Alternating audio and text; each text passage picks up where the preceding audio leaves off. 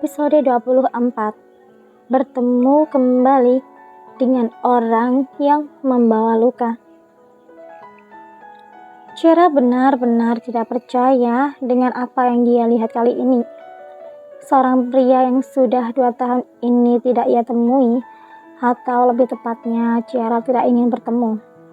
Pria yang sangat ingin dia hindari.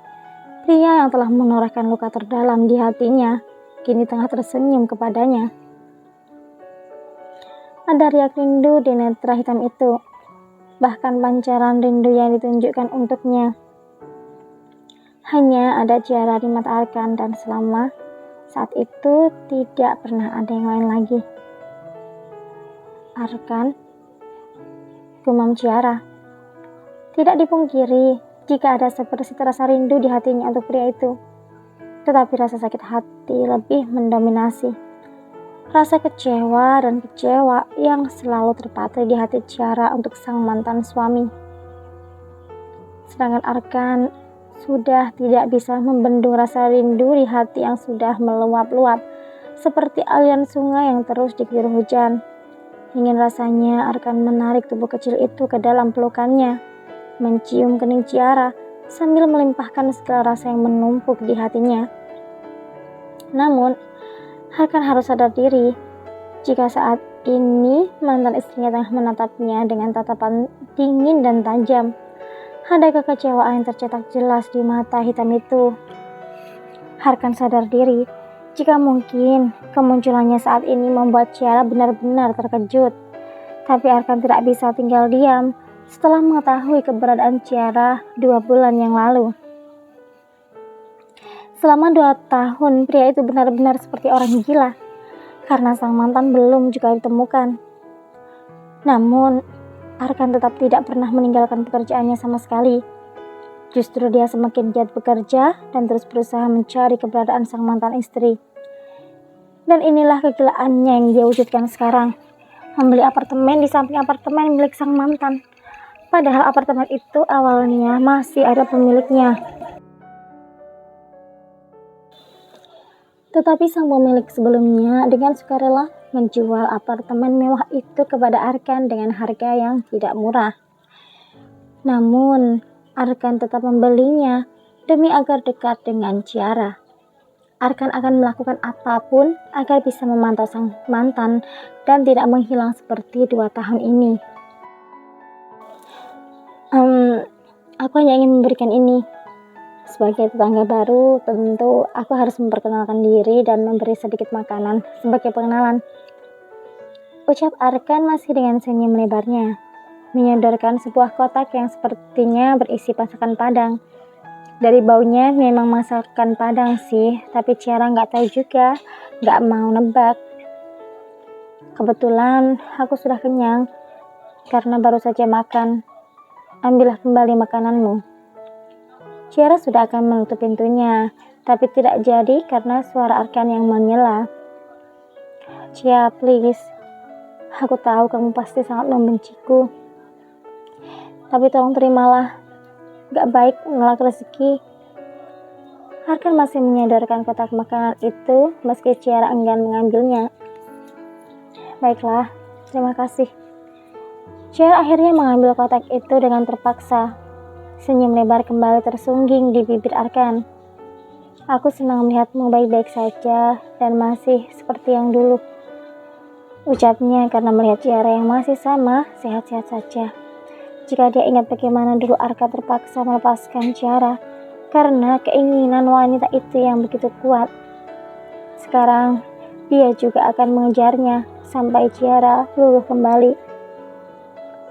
Arkan tahu jika itu tidaklah mudah, tetapi dia yakin jika ketulusannya akan membuat sang mantan istri menerimanya kembali. Kisah flashback beberapa bulan sebelum perceraian. Ciara menatap kosong langit-langit rumah sakit dengan pandangan tanpa ekspresi. Hidupnya terasa hancur ketika mengingat kembali jika anaknya telah pergi jauh meninggalkannya. Ekor matanya melirik ke arah nakas, di mana terletak pisau buah yang disediakan oleh pihak rumah sakit. Perlahan tangan Ciara yang terbebas dari infus mengambil pisau itu.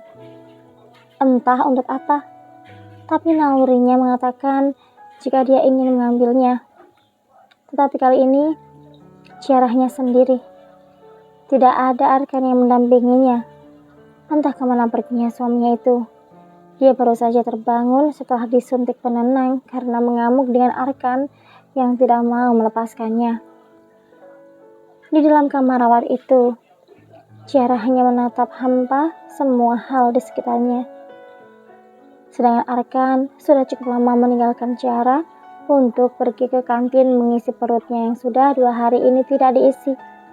Dia tidak boleh sakit dan harus segera mengisi perutnya yang memang sudah terasa melilit.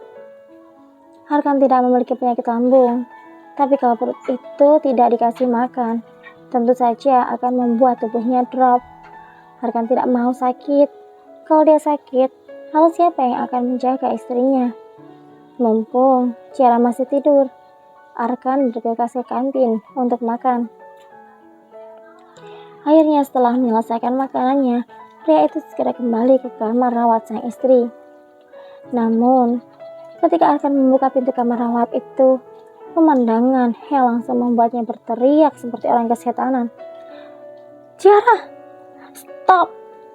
Apa yang kamu lakukan, sayang? Seru Arkan saat melihat Ciara tengah memegang pisau di tangan kanannya. Entah apa yang dipikirkan oleh Arkan, sehingga dia merasa jika Ciara akan melakukan tindakan bodoh seperti bunuh diri. Ciara hanya menatap datar pada Arkan. Entah seberapa bencinya dia terhadap lelaki ini, karena dia yang telah membuat sang anak pergi meninggalkannya. Sayang, tolong jangan seperti ini. Apa kamu benar-benar membenciku hingga kamu harus melakukan ini? Please, Cia. Aku sudah kehilangan anakku. Aku tidak mau kehilangan lagi. Arkan maju mendekati istrinya. Perlahan dia akan mengambil pisau itu. Tetapi Ciara menjauhkan dari Arkan dan masih menatapnya tajam. Tolong sayang, jangan sakiti dirimu. Aku yang salah. Seharusnya kamu menyakitiku. Sedangkan air mata Ciara sudah mengalir dari sudutnya. Sebenarnya dia tidak bermaksud untuk bunuh diri. Tetapi setelah melihat bagaimana Arkan begitu syok dan sakit hati, mungkin dengan cara menyakiti dirinya sendiri bisa membuat Arkan sadar bagaimana rasa sakit Ciara saat melihat suaminya lebih memilih wanita lain dibandingnya, mengantarkan istrinya yang akan memeriksakan kondisi calon anaknya, darah dagingnya sendiri. Perlahan, Ciara menutup mata dan membukanya kembali. Kali ini sorot matanya terlihat tenang, walaupun tidak menatap Arkan. Aku tidak akan menyakiti diri kalau kamu mau melepaskanku. Pernikahan ini tidak bisa dilanjutkan kembali, karena hanya akan saling melukai dan menorehkan luka yang tidak akhir. Jadi, kabulkan gugatan ceraiku. Mata Arkan langsung memanas. Muncul genangan air di sudutnya. Matanya kini sudah berkaca-kaca. Dadanya terasa tersesak. Tapi kalau hanya dengan cara seperti ini bisa membuat Ciara tenang, maka Arkan akan membuat keputusan besar di hidupnya. Bisakah kamu berjanji akan baik-baik saja dan bahagia jika aku melepasmu?